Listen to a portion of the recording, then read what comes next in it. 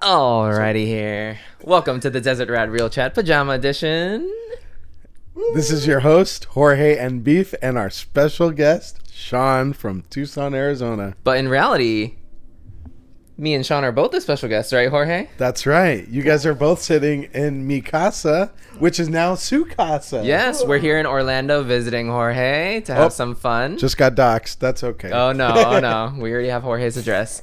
But here we are, so we're doing this. This is the first time we're doing this, so we're in-person podcast. But for this one, we're going to do a watch-along. So what are we watching today, Sean? Well, the other podcasts were also in person, but they were remote. True. So they were remotely in person. That is true. Yeah. You bring up a good point. So, Sean, what are we watching? We're watching The Residence. Yes. And this is The Fall of the House of Usher, episode 1. Yeah, so just to set the stage, I've seen this and I love it, and I've been wanting them to watch it. So we'll be watching it together. You'll see our live reactions. We may pause at points to talk about things, but and to be honest, I've never seen this, and I barely even know what it is. So I'm just intrigued. Beef says it's almost like Knives Out, so it is very similar to Knives Out. Yeah. I have not seen Knives Out nor Glass Oh, Ooh. you Onion. gotta watch them at some point. Either, and I was surprised to see the word Usher in it. Oh yeah, So Yeah, is this Usher the singer, or is this totally different? it is the singer. So the story revolves around Usher the singer dying. He's not dead in real life, though, right? It's not about Usher.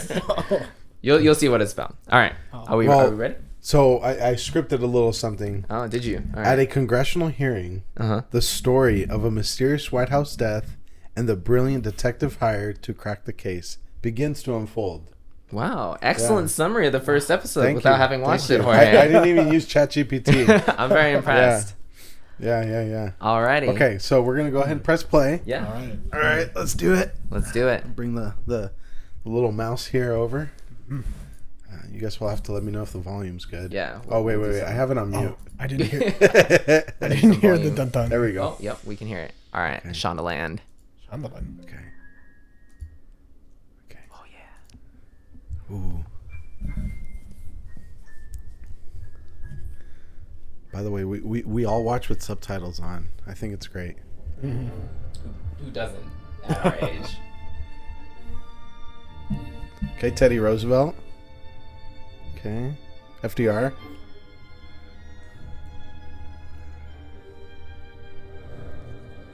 Very mysterious music. Yeah. Good soundtrack. It's the ambiance.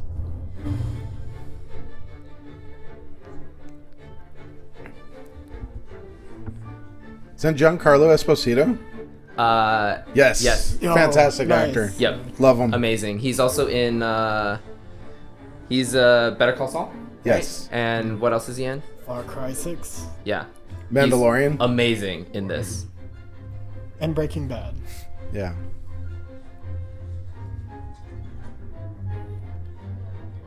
Oh, that's weird. Little like spy Yeah. window.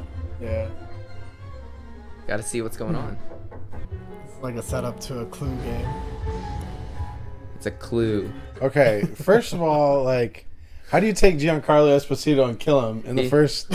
You don't need Like, him anymore. He's dead. Number one. Number two, I appreciate that they did like a room by room rundown of like what everything is doing. So I've Because- seen this twice already. Yeah.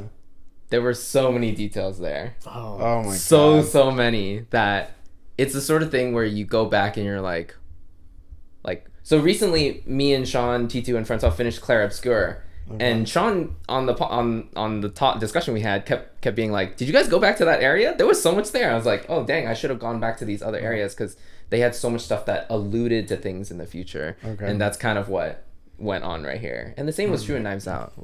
But so much detail. Just because anytime I'm watching like movies about the White House, I get so lost because I'm not familiar with the layout of the White House. You will be after this show. You'll be like, yeah, I gotta go to third floor, room 301. Like, All right. Any comments? Now I'm looking forward to watching it a second time already. all right, let's watch it. I am curious. So, like, why she was in pajamas? Because like everyone else was up for a party. Well, she was getting ready for this podcast. The pajama puppet. You will get to know her quite well. Okay. Along with many of the other characters that we just passed by that you probably didn't recognize, but will. Okay. Like already I'm wondering, because some of those rooms we've seen a second time now. Why? Why a second time? Because already we kind of passed through the rooms. With Oh, the camera. okay. Sean. And now we did this long Very shot. good. Very good. Damn. All right. See? This is why I never know who killed him at the end. At the Who end, done it? I'm the only one surprised.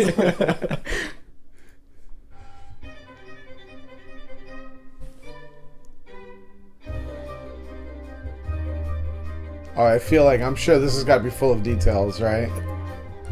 Of course. Turtle dove with a knife dropping soap. A few months later. Is that Marjorie Taylor Greene? Do you want to pause?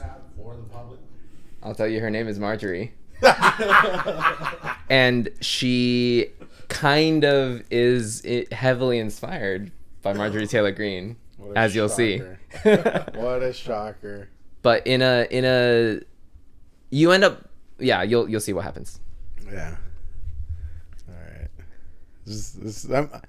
I am very intrigued right now. I'm glad you are. You made a good recommendation. So. I want to propose a theory, but obviously you've seen this before, so no spoilers. Sure. Yeah.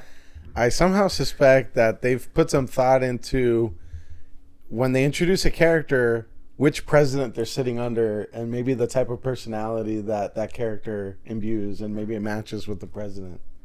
Maybe, it's just weird. They put a lot of focus on that portrait, There is a lot of symbolism that I have not yet explored, and I'm sure I think there are a lot of Easter eggs that I don't know about. Okay. I would not be surprised if that was the case. Yeah. Yeah, that, and also the close-up shots of all the portraits of the presidents in the beginning. Yeah. Right. Yeah. The production you'll find is very clever how Fair they do enough. things. Yeah. Okay. Already it seems like, I guess, like the real White House itself, everything is placed for a reason. Yes. Yeah. Yep. I agree. But the TV was very loud. The detective Cordelia, she reminds me of Key and Peele. Who's the bigger one? Peel. Yeah. She reminds me of Peel a little bit. She's got like that same demeanor of like where she like repeats everything that's said. Yes. I see it. Yeah. I like that they brought comedy into this. I wasn't really expecting that. It has a good mixture of comedy elements, which is why I think it's very, very similar to Knives Out. Because Knives Out has that comedy element in it too. Kind of like unintentional comedy. It's like very like subtle. Yes. It's not like blatant in your face, but it's kind of like little jaunts here and there, And like I'll just say this out front. I mean, it's obviously not a realistic movie in the sense that they would have shut that down as a crime scene. Being the White House, they probably would have locked everything down. They would have had the assistant usher like tell everybody like. So I'm setting that aside, right? Like I'm giving them that creative license to just kind of develop. I guess, their story. I don't know what the like true protocol is if like let's say something like this happened. I mean, right? for one, she would not have touched whatever was. Oh on the yeah, table. no. Like Secret Service or FBI would have cordoned it off. Yeah, I one agree. of those two. Probably Secret Service. But like the other thing that I think is, well, actually, this would be kind of realistic in the sense like.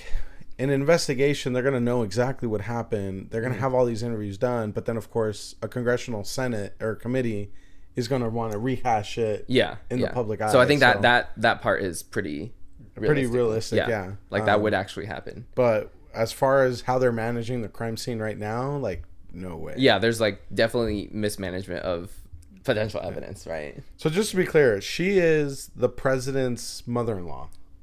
That is correct. Yes. Okay. As the president is her son's husband. The president. Right, the president is it's a gay president in okay. this. Yeah. Very progressive. Yeah. But you'll find that it plays very well in the story, so you'll see. The least realistic part for me is there's no review of security footage. So I believe that this is true in that there are no security cameras in the residence portion of the White House. Oh. So there is security footage like outside, So they will talk about like who entered, and who came who entered the building, who left the building, etc. But this portion of the White House, for I think like privacy reasons, right? Like I guess that makes the sense. president's actual residence portion does not have security footage, where this floor that you're seeing here. Gotcha. Yeah. That's a really good point. I didn't even think about that. Yeah. Also, you mentioned like production value. That overhead shot of them transitioning from one room over the wall on top, I was like, You'll see a lot. You'll see a lot more. They definitely put in a lot of They work. pumped a lot of money into this. Yeah. Okay, you guys ready? Yep. Sure. I keep looking at movies like this. I try to keep looking at the backgrounds. Right now, I mean, empty pill boxes on the nightstand. She enjoys a lot of this. The set design is probably too intricate that you probably wouldn't be able to figure it out. Yeah, like even if you are looking at something that is of significance, I don't think you would be able to determine it. He's It'd trying just to be really say difficult. you're stupid. It'll unravel in a way Say that that will make again. sense. Yeah. Okay.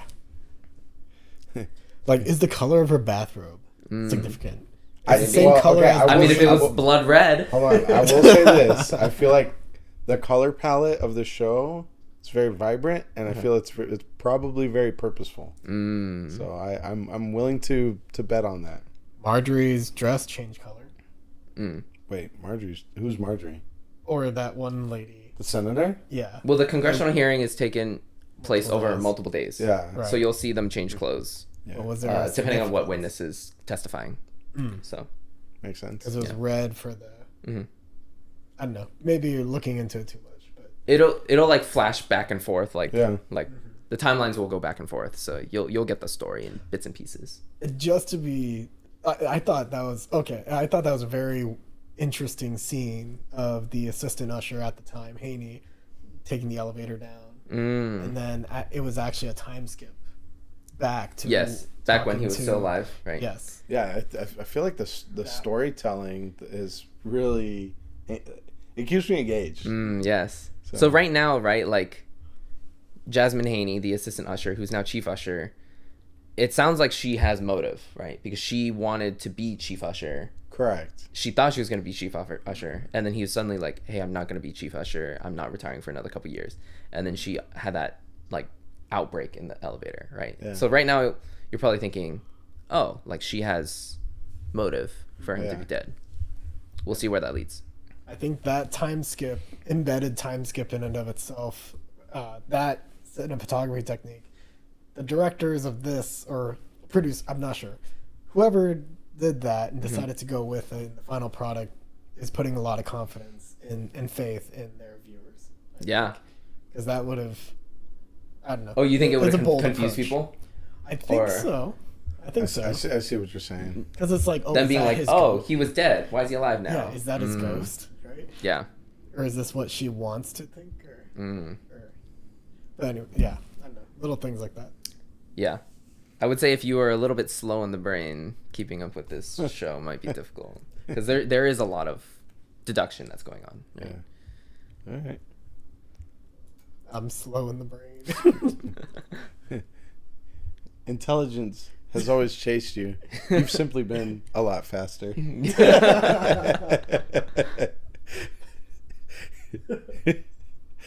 That's obviously a joke, not a reflection of my thoughts on you. It's like that I'm feels not, like I'm not trying to be condescending. That means like talking down to people. Oh man. Which was not unusual. You're not married. I love that she just doesn't care. It's very similar to Benoit Blanc in a way. Yeah. Well, at least Benoit like pretends to play the game. Yeah, For a that's little true. bit before he like shows you his hand. So. I think that was the actual actor. I always wonder that when they have dead body scenes. Like, I think it is, and they probably just tried to have him as still as possible and then cut whenever he moved or something like that. That'd be my guess. I'm pretty sure. I've seen a lot of interviews of actors who talk about like, oh yeah, I had to like just go lay on the floor for like hours every day. So I don't doubt it. Take a sedative or something. I don't know. Ginseng. Staircases and Whoa. There you go. There's your White House. floors and 2 mezzanines. 2 basements. Wow. Ground floor, the state floor, the state dining room. I wonder how true to life this is. Because I mean, I have no Like- idea. Like, Like, the do correct they actually layout? have? Yeah. yes. They Damn. spent like $100-something million, I think, on this recreation of the White House in Los Angeles. I have to imagine though that they actually just did it on a single floor, and they just kind of composited them together, you know, in CGI. That's a good question. I don't know, like, to what degree, but you can read about it afterwards. They put a lot of work into this replication. Damn.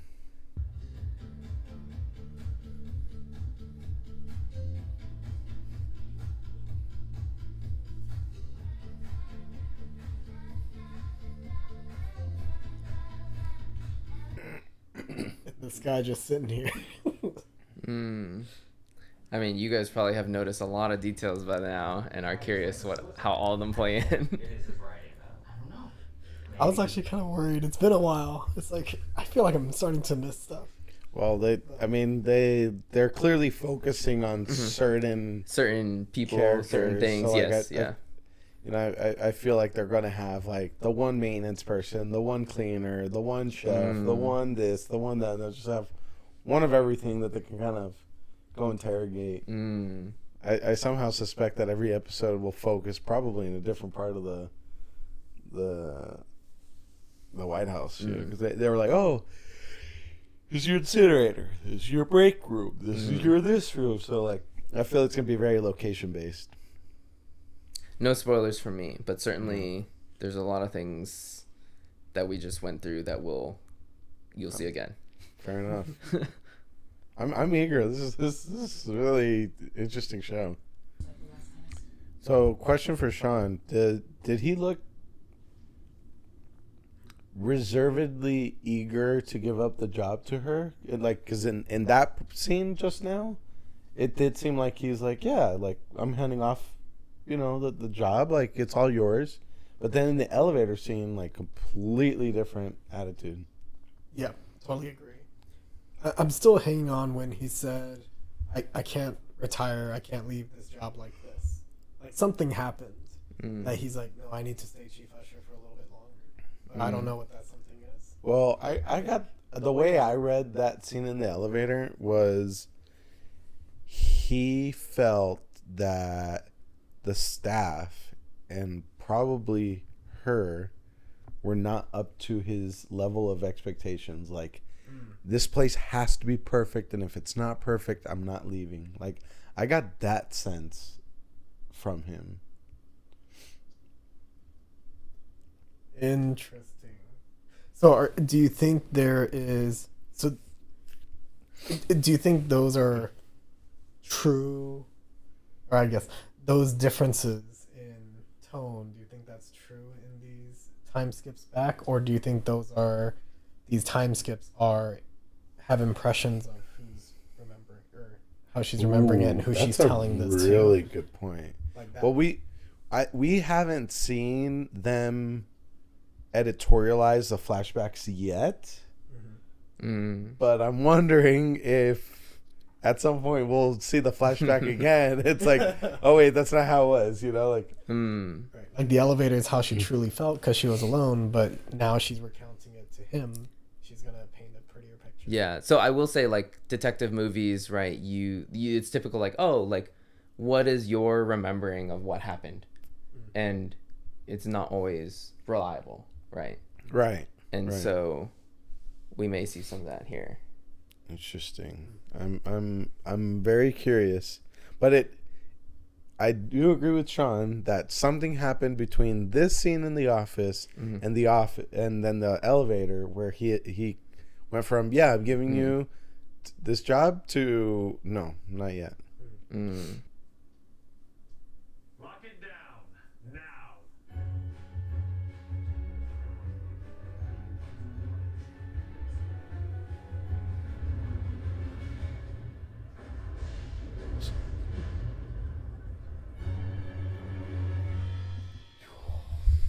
What do you think? That was really good. Yeah. I Here. It's gonna go to the next episode if you don't automatically oh, what the heck? get the back button. Yeah. So, Wow. enticing. Oh, hold on. Someone's wearing a dead man's shirt. Yep. That's suspicious.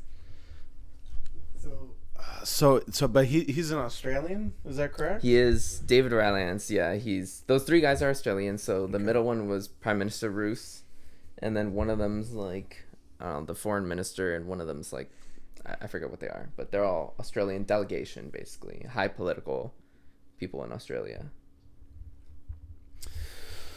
So I appreciate that I feel like they stopped the episode at a really good time. Like I feel like I got a real feel for the story and the conflict here, the various character like the motivations. setup's in place, right? Yeah. So like I feel like that was a really great spot to cut it off and say, okay, time to go to episode 2.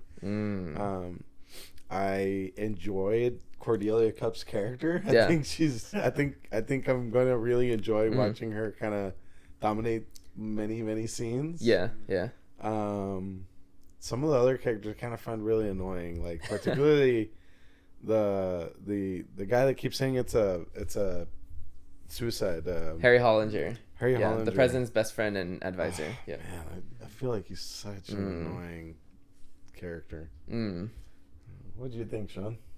Yeah, I don't know. Henry Hollinger's character feels like an obvious bait that you usually see in these like murder mysteries. Yeah.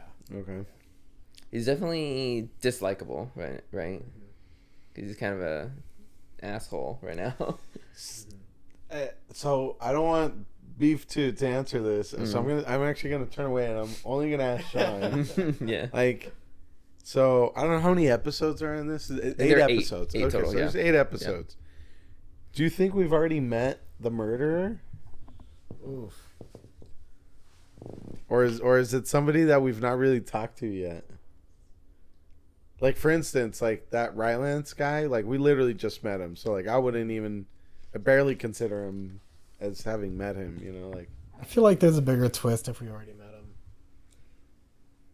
There's a bigger twist. Or sorry, it is a bigger twist if we already met the murderer, like early on, and they've been there the whole time, right?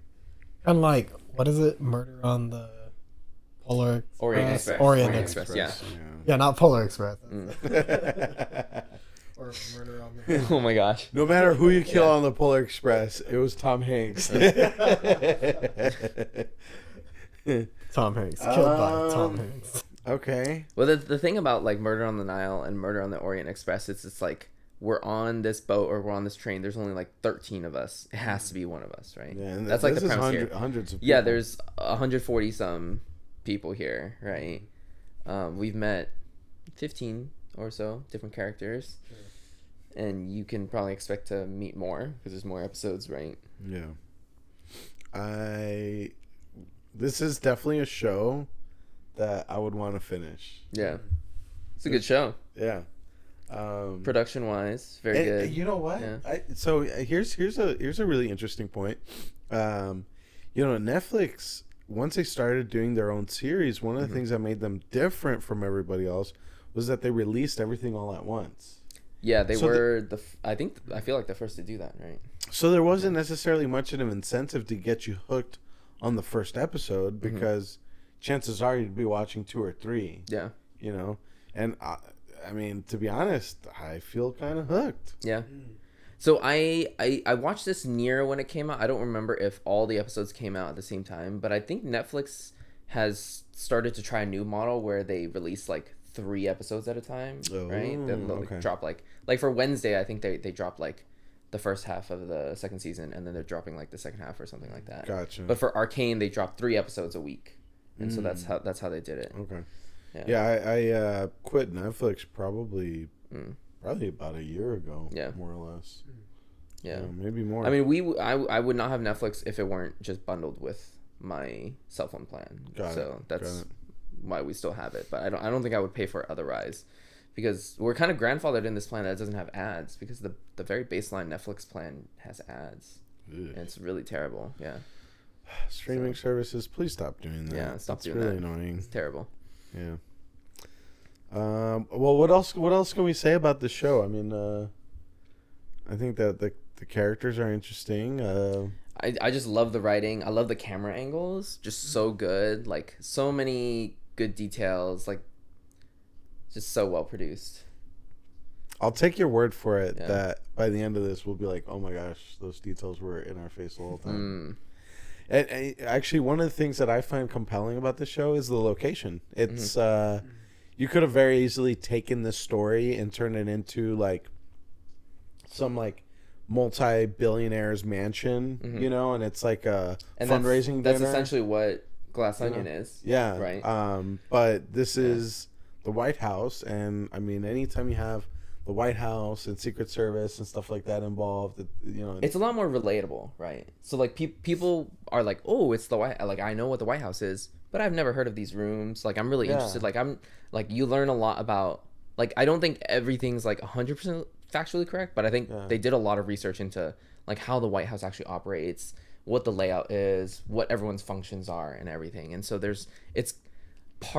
it feels part like a documentary of the White House almost, in like you get to learn how the White House operates at the same time as learning about this murder. Yeah, I really I like that aspect of the show. As far as actors that I know, I mean, Giancarlo Esposito is, you know, one of my favorite actors.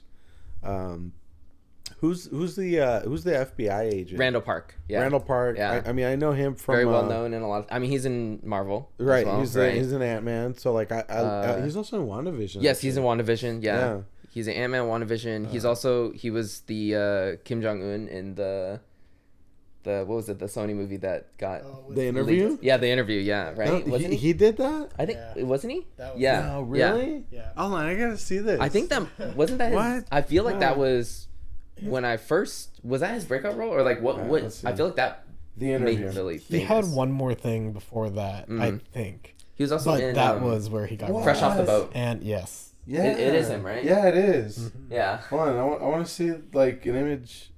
Oh my gosh. Yeah. Yeah. He's obviously. I think he had more weight for the role, and they probably did a bit of CGI to make him a bit more chubby for that role, right? I mean, oh my gosh, yeah. Yeah. That's really funny, dude. I think I've seen the Interview once, and it was years ago. Yeah. So like I never would have remembered that. Well, I guess he was also in The Office. He had a like slight cameo in The Office, like way back in like I never. I didn't really watch The 2011 or Office. something. Yeah, I think flashback to the high school college gang, but I think it was at my parents' house. What? The Interview? We watched. Yeah, the I remember watching The Interview. Yeah. Was that your parents' house? Really? Yeah. Oh, I man. remember it watching was- it at your parents' house. I It was remember fun. that. Yeah. It was Okay. like we're all laying on the floor, you know. Yeah. It was a great time. But Yeah. Okay, so other actors, the FBI director. I know I've seen him in other movies. I just Yeah, he is definitely familiar, as is the president. The president's face looks familiar to me. I didn't recognize the president. There's some recognizable. I would say it doesn't feel as star-studded as Knives Out. Like Knives Out was like you got Chris Evans, Oh, you got yeah. Ana de Armas. Channing too. Yeah. Or Was that a different breakout one? role for Ana de Armas? Maybe that was a different one. For Because- me, that was my first exposure to her, but I think she was famous before then. The Yeah. reason I ask is because when I went back to watch Knives Out recently, Yeah. I realized that Ana de Armas was in it. Oh, And okay. I had totally forgotten that she was the maid.